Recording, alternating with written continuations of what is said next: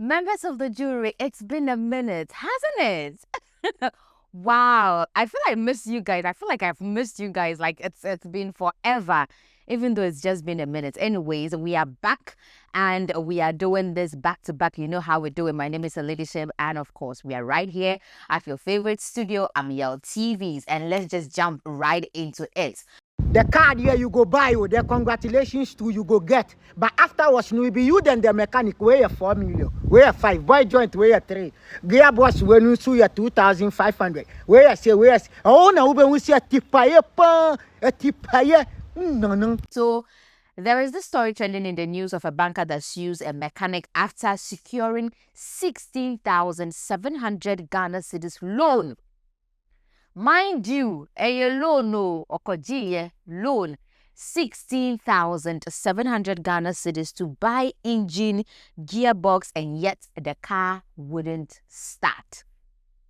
16,700 Ghana cedis loan to repair his car, buy engine, buy gearbox, and after some months, he went back to the mechanic and the car has still not started.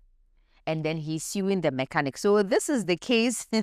This is the case. The banker Benjamin Ohene Ofori has, let me just quickly take a read for you, has taken legal action against the mechanic after securing a 16,700 Ghana cedis loan to purchase an engine and gearbox for his vehicle, only for the car to remain unrepaired.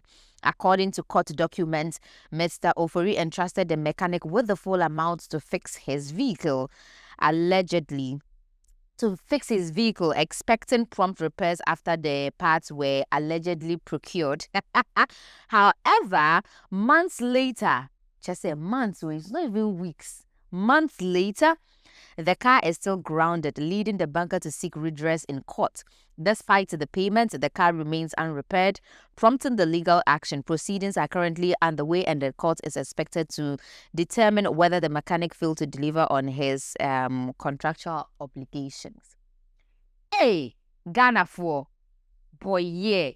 I don't even know what to say about this story, but I know that a lot of people that have cars and they send their cars to the mechanic once a while to get serviced and all that. I know people can relate to this. People have faced this because reading a lot of the comments under this post, a lot of people are relating to it. They send their cars and then instead of the mechanics actually going to buy new stuff for the amount of money they are charging for like the gearbox, the engine and stuff, no.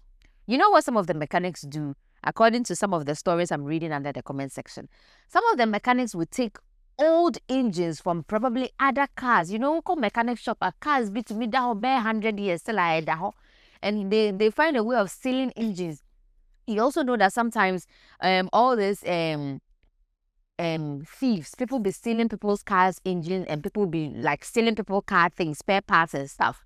So they get when these people steal all these spare parts and stuff, they come and send it to the mechanics and then they keep them.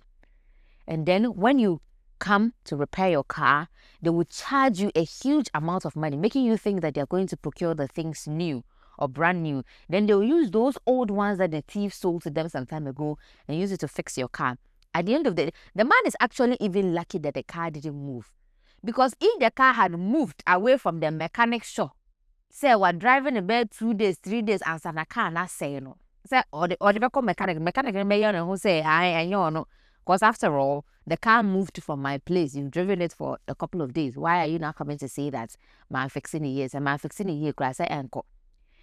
So I think that good for the man that the car didn't even move at all from the mechanic's place. That will tell you that it hasn't been fixed.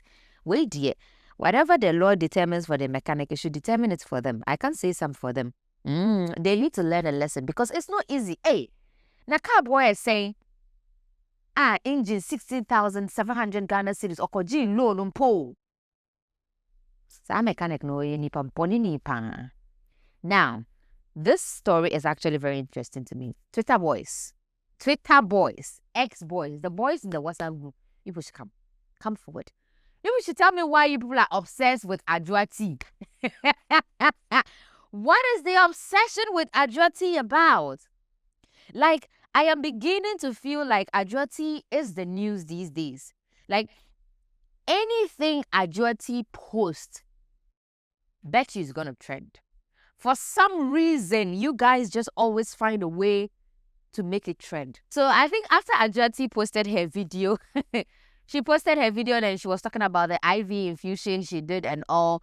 People are worried that it's for bleaching. And of course, they are not wrong to think that it's for bleaching, because definitely some of them are for bleaching. And she did say it in her video that she's doing it to clear her skin. Like I said earlier, these things are to, we are in the era of popping skin. Everybody wants to have like a flawless skin.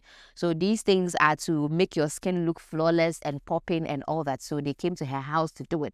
And a lot of people were furious and tagging FDA.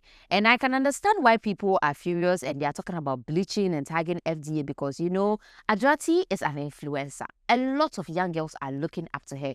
So when you are advertising these things and you yourself do not necessarily even know what the thing is for or what the thing is being used for or the importance of the thing, it means that you are leading people astray, or you may be misleading people. Now, after all the tags of FDA and everything, FDA came and listen to what FDA said. FDA said, we've said this a million times and we will keep saying it. Stop bleaching, please. I think Ghanaians are disappointed. Now, FDA, ya tag mo.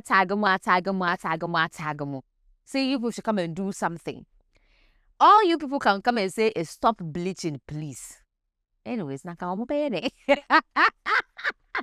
say stop bleaching. They've said it a million times and a million times over. Well, come to think of it, except ADJOA Tee is actually committing a crime. Like I said, someone said under the comment section that it's illegal in the country's laws for them to carry all their clinicals from the clinic to somebody's house, except in the cases of emergency. Like someone said, except she's committing a crime. They can shut her down. They can maybe let her take down the video. They can probably suspend the clinic or stop them from doing something like that, but which means they have to do an investigation into it. What they are doing has to be illegal or some sort. So they have to do an investigation or something into it to now have the mandate to shut them down or to stop them. But what I am most concerned about is that influencers, I think that it is important that when we are doing an ad, we get our information right. We get our information very right, because some of the things ADJOA Tee was saying in her voiceover were questionable. And that is why the boys are also asking a lot of questions and the boys are raising a lot of things. Because, for instance, if you do not understand the fundamental point of a consent form and you're making it feel like a consent form makes you feel safe and protected, it basically tells the layman that you don't know what you're talking about, and then you're just doing an ad for the money of the ad, which is very important nowadays, that we actually know the reason or the things we are doing and the things we are accepting to advertise before we advertise them. But ADJOA Tee, Charlie, I tell you, the girl, she's the news. If she even breathes or she sneezes, Twitter boys picks it up and then she's trending back to back to back.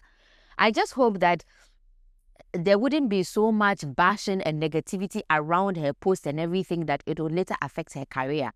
Because if every time she's advertising for a brand, people take it this way and they escalate it and it's all about the negative stuff, I think that with time, brands will begin to distance themselves from her. Except all these brands that do not necessarily care about the kind of publicity they get, whether good or bad, they just want the publicity. And I hope that doesn't in a long way affect her business and affect her influencing gigs and all that. Anyways, well, that is all I have for you guys today. And thank you so much for joining us on today's episode of The Bench. Of course, like I always say, my name is Leadership and we are right here at your favorite studio, Ameyaw Studios. Do take care of yourself, and until we meet again, court is adjourned. Let me know what you think about all the stories down below in the comment section.